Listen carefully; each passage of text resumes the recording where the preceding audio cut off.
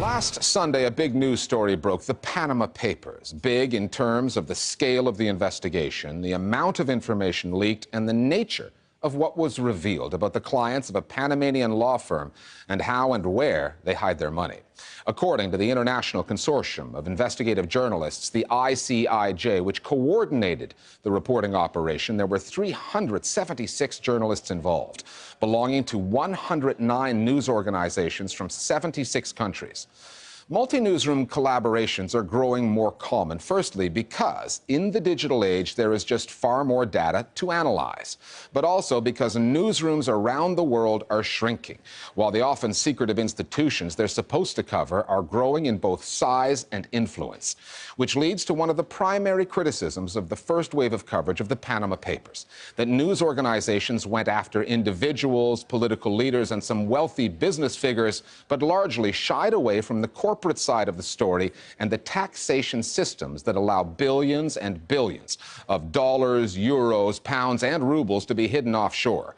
The larger question being, can the corporate-owned news media really be expected to hold the corporate world to account?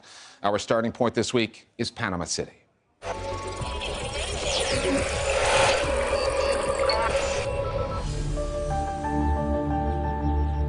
This story begins, as most exposés do, with a source, presumably in Panama City, within a law firm, Mossack Fonseca.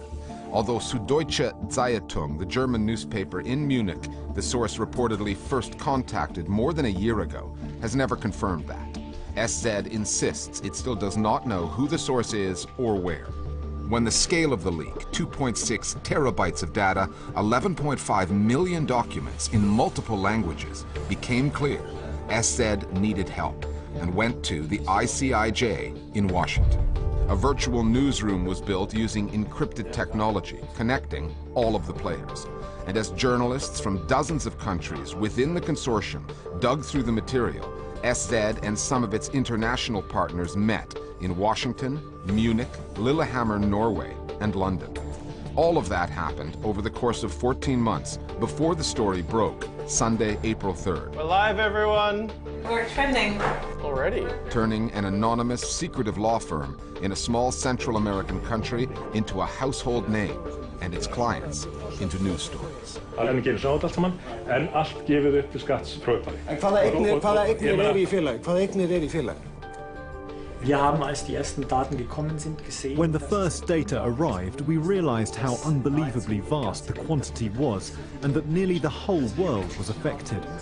We knew that we couldn't manage the data and research it on our own, so we brought some partners on board. We have a very good relationship with the ICIJ, which is why we turned to them and the journalists from The Guardian and said, let's do it together. We can't do it alone. What we're seeing here is almost 40 years of records of a law firm in Panama called Mossack Fonseca. And so what's interesting about this is that the records go up to December 2015.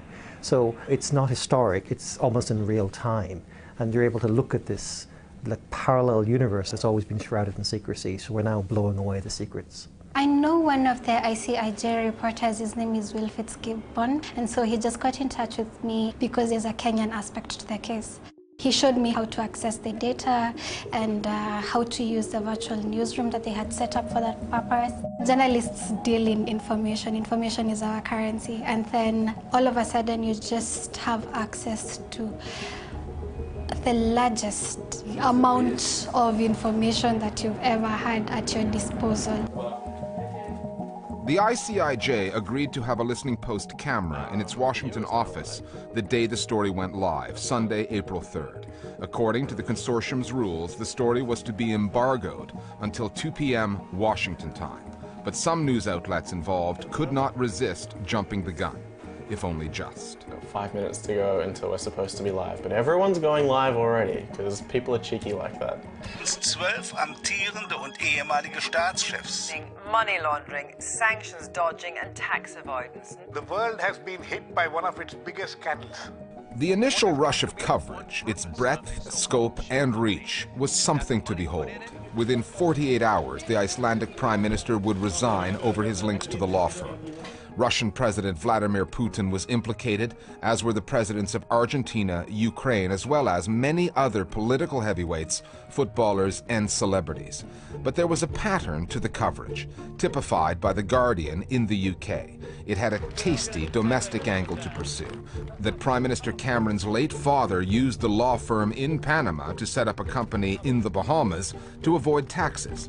But The Guardian, at least on day one, looked past 10 Downing Street and the Cameron angle and went all in on the Kremlin and Vladimir Putin. People tend to remember the first 24 hours, and then as a story progresses, interest tends to peter off. So therefore it was in our Western media's interests to promote an angle which they think people would immediately grab and take an interest in. The Putin angle is also a very helpful diversionary technique to try and swerve the story away from the fact that the UK control the majority of these offshore islands, and the huge swathes of companies that are registered from the UK, especially London, is quite mind-boggling. The reason that Russia got so much attention initially was, apart from the fact that I think there's actually a really good story to be told about Russia, is that when we put questions to the Kremlin about a week before publication, they actually contacted us individually. I think at that point Putin and the Russians thought it was just about them, whereas in fact, as we knew all along that it wasn't. It was actually about people from almost 200 different countries, and we had presidents and prime ministers and kings all over the world that we were about to I guess, make revelations about. We asked The Guardian to comment on the Kremlin-centric aspect of its early coverage, but none was offered. Focusing on individuals may make the Panama Papers stories more marketable, but it means less attention on systemic issues and corporations, many of which are no strangers to offshore operations and tax shelters. Many of those following the story online have commented on the fact that the vast majority of news outlets are owned by corporations. They see those outlets as riddled with potential corporate conflicts of interest, even some that are publicly funded, such as Britain's BBC. A big part of the Panama Leaks story is about corporate evasion and corporate avoidance. However, the chairman of the BBC Trust, Rona Fairhead, is also a director of PepsiCo. PepsiCo operate out of Bermuda. And then if you look at News Corporation, operated and run by Rupert Murdoch, he was known to have 136 subsidiaries of that one organisation, one most notably the Century Fox Films, which operates out of Panama. So to say that the Western media may not focus on corporations, I'd say it's probably a safe bet. We wanted to focus on public officials because we didn't want anyone to think that what we were doing wasn't in the public interest. And because there were so many public figures, it wasn't that hard for us to make that choice. And we have in the past reported on corporate tax avoidance. In fact, our organisation has probably led to more change in that area than any other news organisation in the world. The ICIJ has also been questioned, as has Süddeutsche Zeitung, for not making the entire database available online, the way WikiLeaks did when it collaborated with mainstream news outlets. As the Consortium's Gerald Ryle put it, we're not WikiLeaks. We're trying to show that journalism can be done responsibly. The Consortium argues it has editorial reasons to limit access to the database. SZ says its policy on that is dictated by German law.